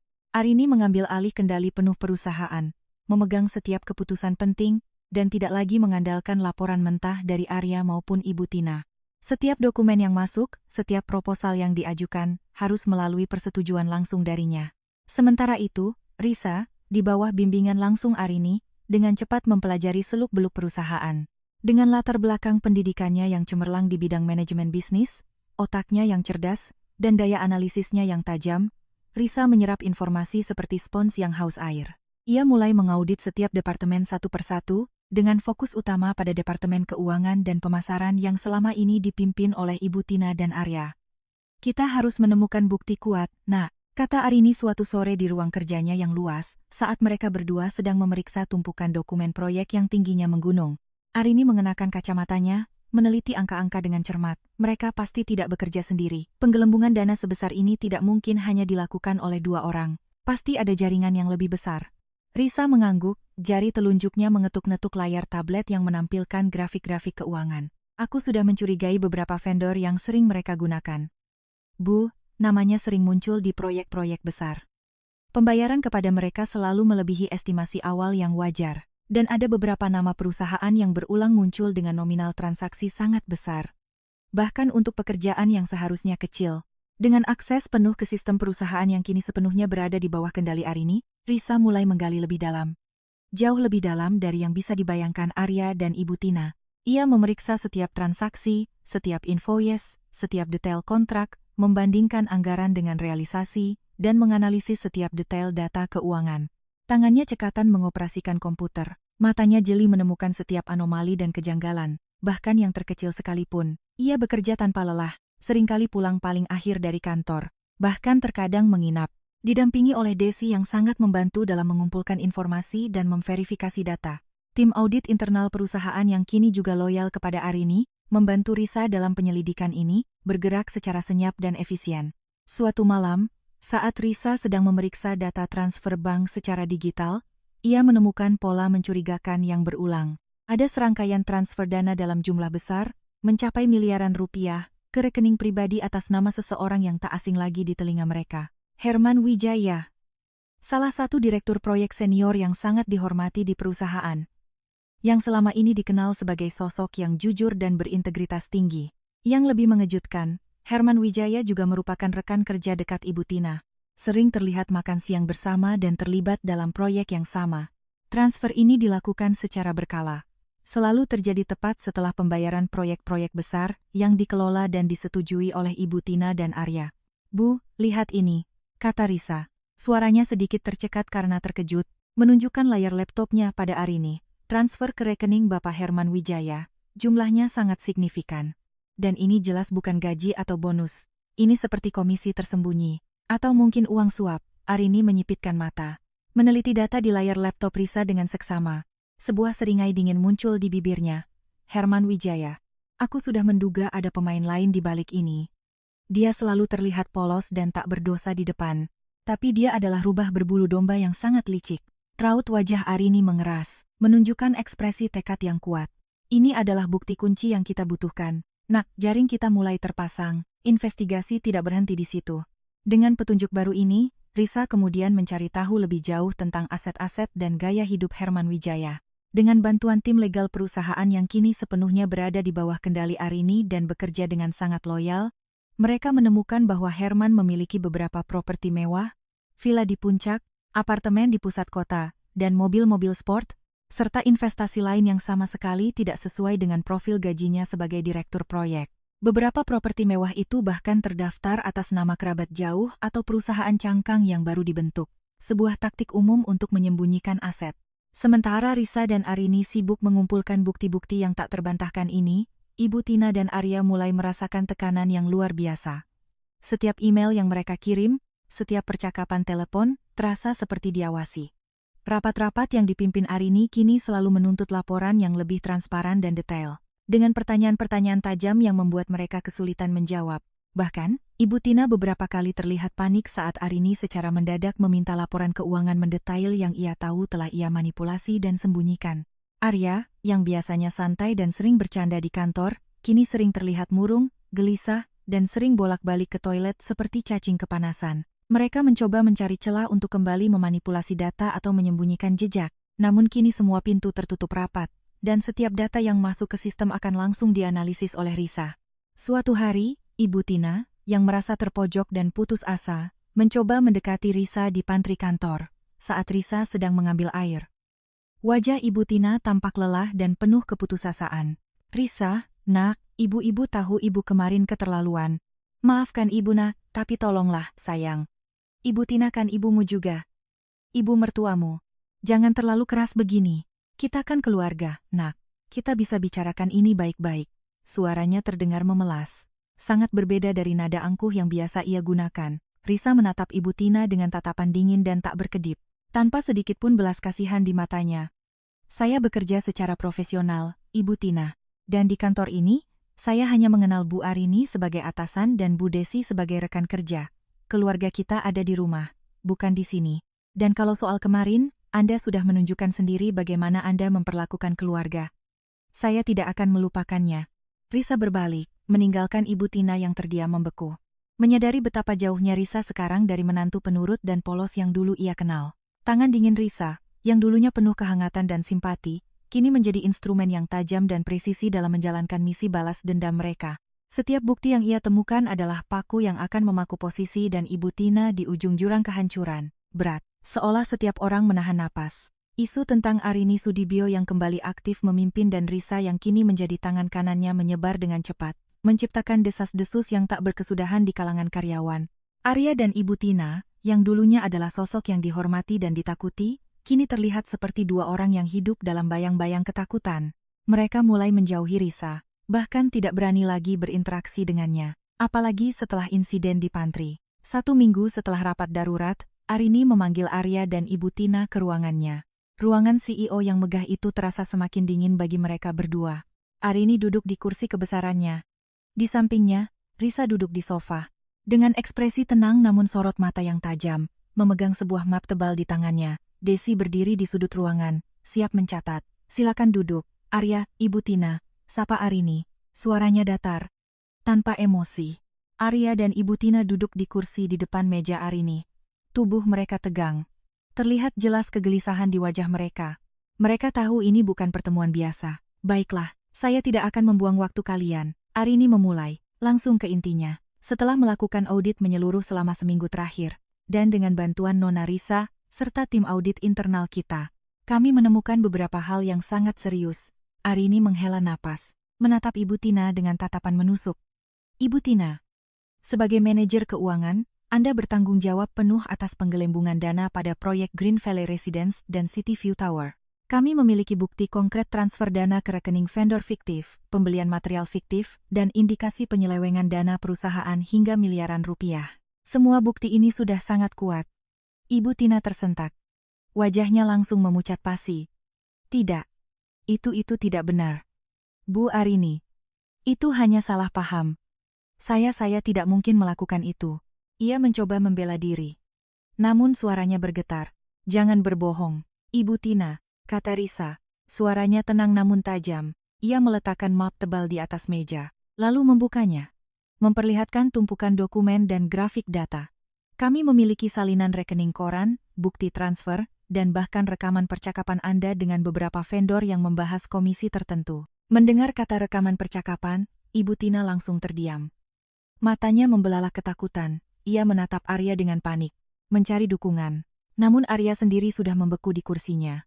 Dan Arini melanjutkan, kini menatap putranya Risa. Sebagai manajer pemasaran, Anda juga terlibat dalam skema ini. Ada bukti bahwa Anda menyetujui anggaran yang digelembungkan, menerima sejumlah fee dari beberapa proyek, dan bahkan ada transaksi mencurigakan dengan Herman Wijaya yang kami curigai sebagai perantara Anda. Arya mengangkat kepalanya. Matanya dipenuhi ketidakpercayaan dan kepanikan. Tidak, Bu Arini. Saya tidak tahu apa-apa tentang itu. Saya hanya mengikuti arahan Ibu Tina. Ia mencoba mengelak, melemparkan kesalahan pada ibunya. Oh, jadi sekarang saling lempar kesalahan. Arini menyeringai dingin. Itu tidak akan mengubah fakta. Bukti kami sudah sangat kuat.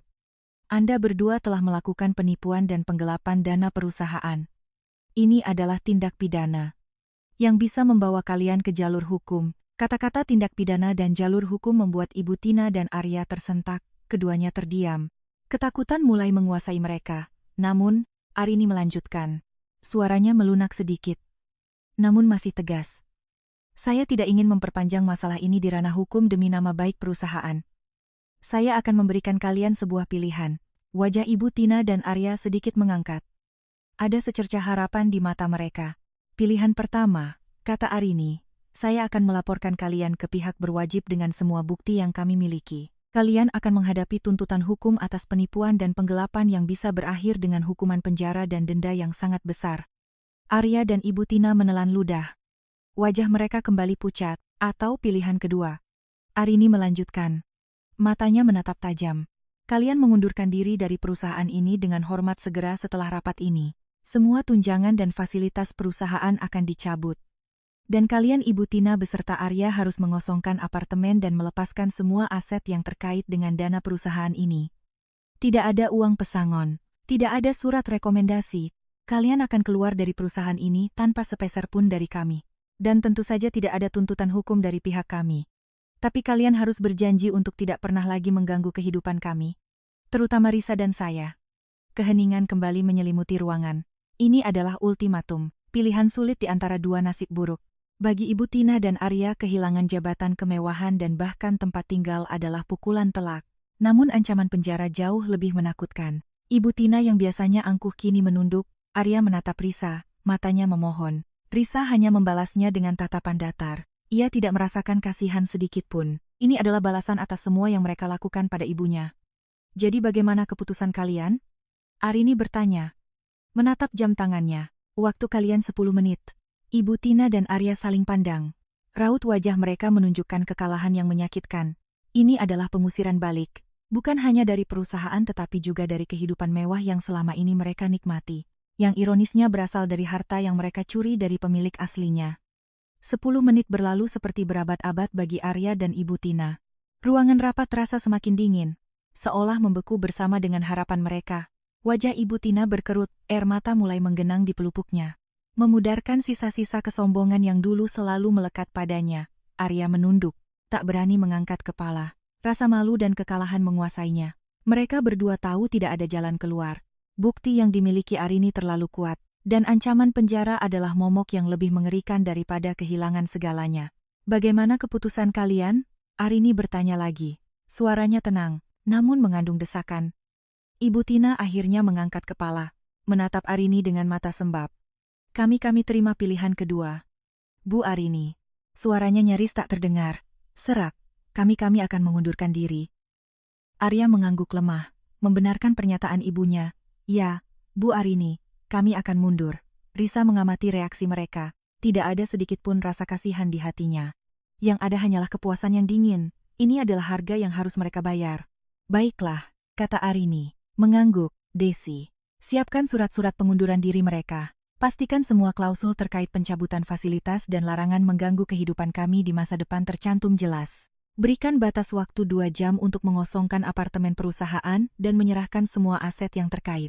Desi segera mengangguk. Cekatan mengetik di tabletnya. Satu hal lagi, Arini menambahkan, menatap tajam pada Ibu Tina dan Arya. Mulai sekarang kalian tidak lagi memiliki akses ke sistem perusahaan. Semua data kalian akan dihapus. Dan kalian tidak boleh memasuki area kantor ini lagi tanpa izin saya. Wajah Ibu Tina dan Arya semakin memucat. Mereka tahu ini adalah akhir. Akhir dari kehidupan mewah.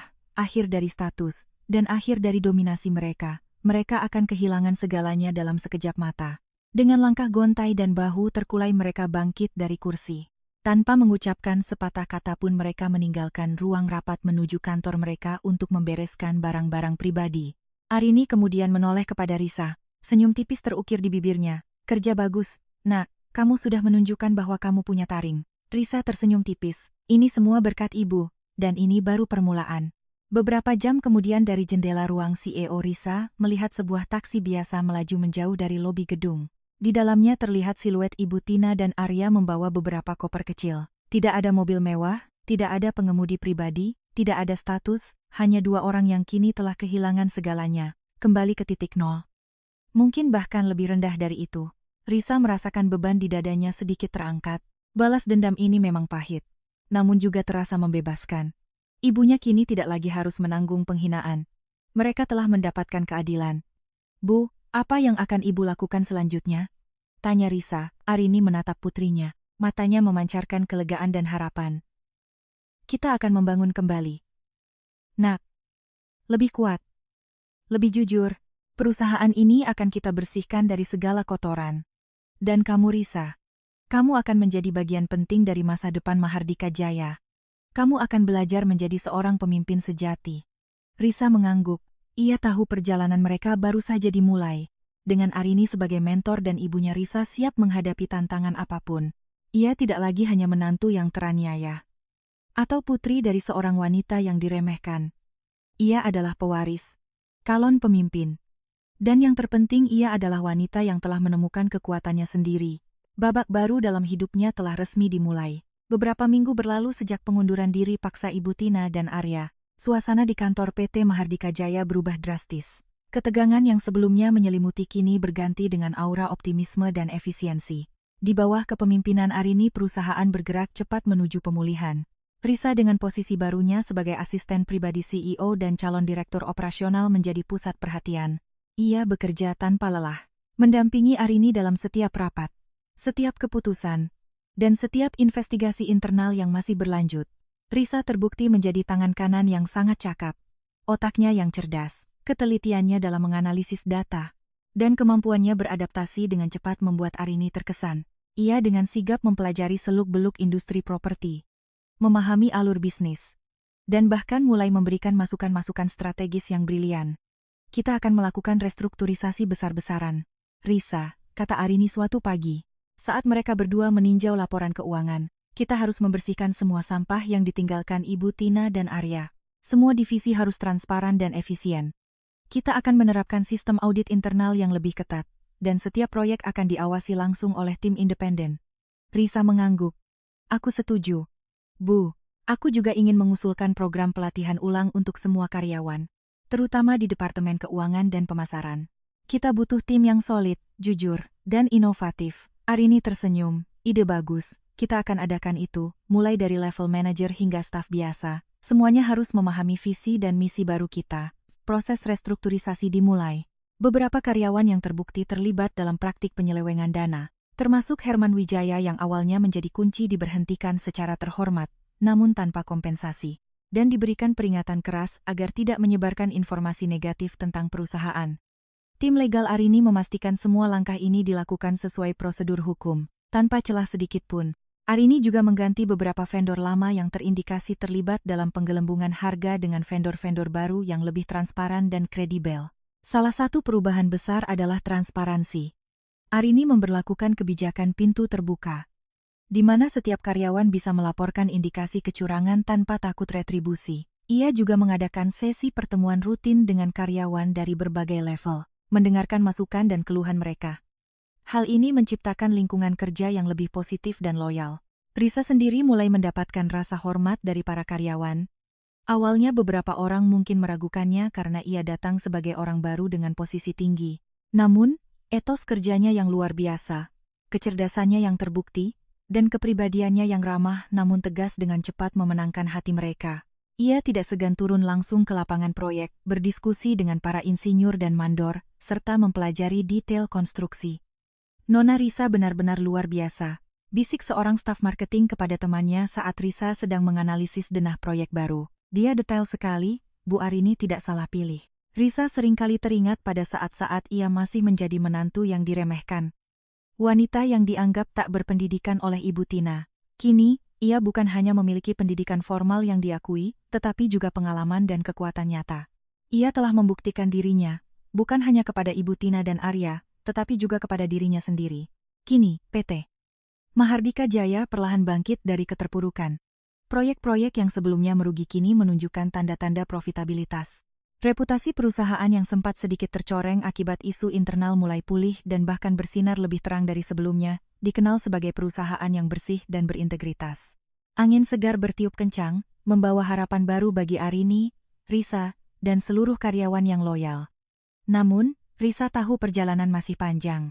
Luka di hatinya mungkin telah sembuh, namun bekasnya akan selalu ada, mengingatkan dia tentang sebuah masa lalu yang pahit dan pelajaran berharga yang ia dapatkan.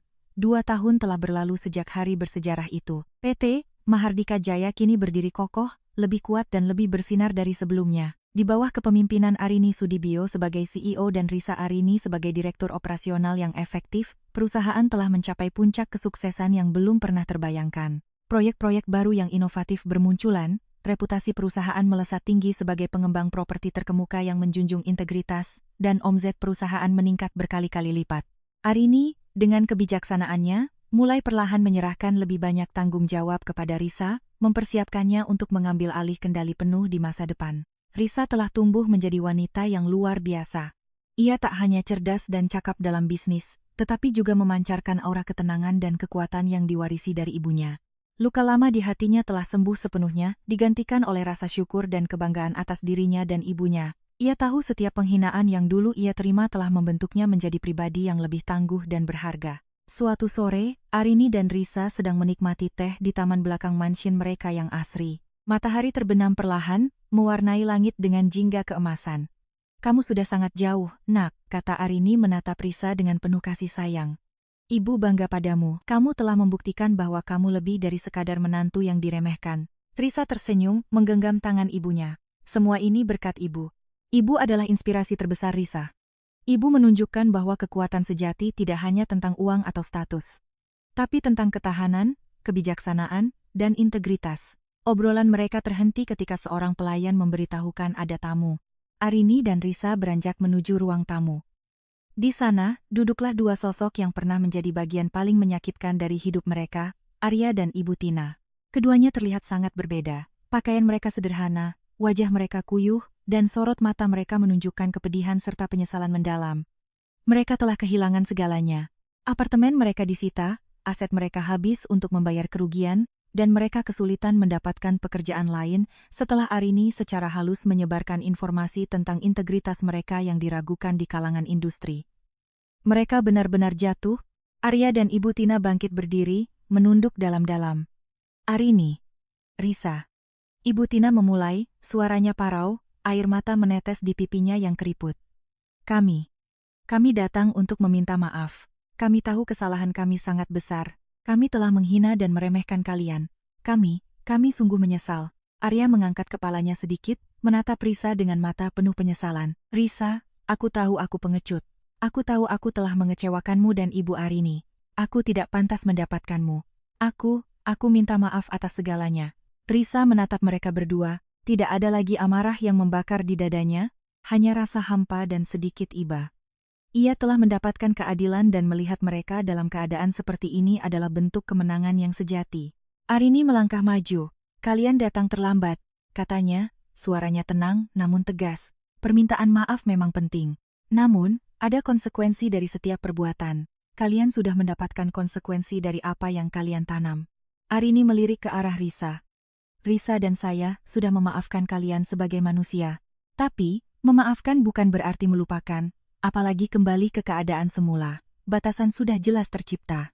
"Kami mengerti, Bu Arini," kata Arya, suaranya putus asa. "Kami hanya ingin kalian tahu kami benar-benar menyesal." Arini mengangguk. "Baiklah, kalian sudah menyampaikan maksud kalian. Saya harap ini menjadi pelajaran berharga bagi kalian berdua." Desi, yang berdiri di belakang Arini, melangkah maju. "Mohon maaf, waktu kunjungan Bapak dan Ibu sudah habis, silakan keluar." Arya dan Ibu Tina sekali lagi menunduk, lalu berbalik dan melangkah keluar dari mansion mewah itu, meninggalkan Risa dan Arini. Kali ini, tidak ada lagi kemewahan yang menunggu mereka di luar, hanya realitas pahit yang harus mereka hadapi. Risa dan Arini kembali duduk di taman, menyaksikan matahari terbenam. Sebuah beban besar telah terangkat. Mereka telah memaafkan, namun juga telah menunjukkan bahwa keadilan akan selalu menemukan jalannya. "Semua sudah selesai, nak," kata Arini tersenyum lembut. "Kita sudah melewati badai ini. Sekarang saatnya untuk fokus pada kebahagiaan kita sendiri." Risa mengangguk, menyandarkan kepalanya di bahu ibunya. Ia tidak lagi mengejar dendam, karena kemenangan sejati bukan tentang menghancurkan orang lain, melainkan membangun kembali diri sendiri menjadi lebih kuat, lebih bijaksana, dan lebih berarti. Kebahagiaan yang utuh telah mereka genggam, bukan dari kemewahan, melainkan dari integritas, cinta, dan kekuatan keluarga. Masa depan yang cerah terhampar luas di hadapan mereka, menunggu untuk ditulis dengan tangan mereka sendiri.